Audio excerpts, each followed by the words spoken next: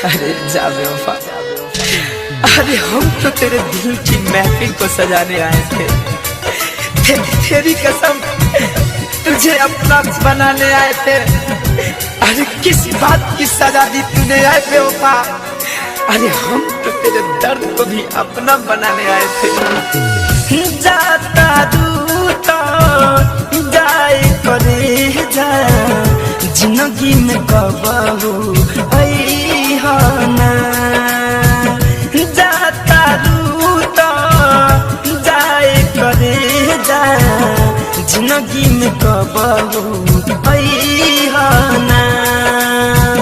हम तोहरा के याद करब तो हम तोहरा के याद करब तो तू हम याद में आई हो ना।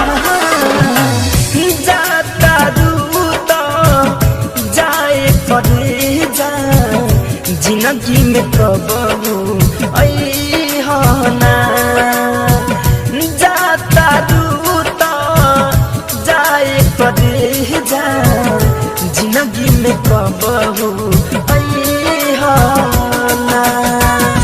अरे कुछ तो लगे दिल पे जख्म इतने गहरे थे, उसमें भी तेरे अश्कों के पहरे थे। अरे तेरे ठुकराने के बाद तो हमें मर ही जाना, पर हम इस दुनिया में तेरे लिए कोई प्यार की याद न करी हो। याद में बहुत रोवेला तरफ तरफ के दोनों रे अखिया खून के आंसू बहावेला हो।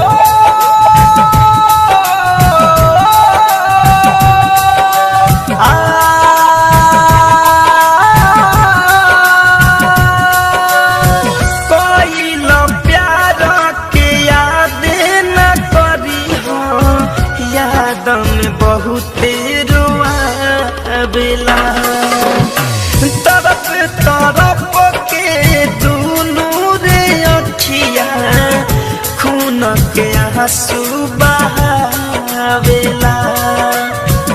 बार बार याद करके प्यार वाली बात करके दिलवा पे चोट लगई हो ना।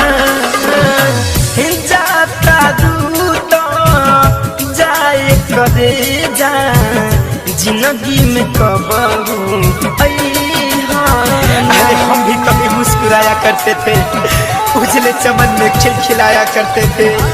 अरे उसी दिए ने मेरे हाथ के लकीर को जला दिया जिस दिए को हवा से बचाया करते।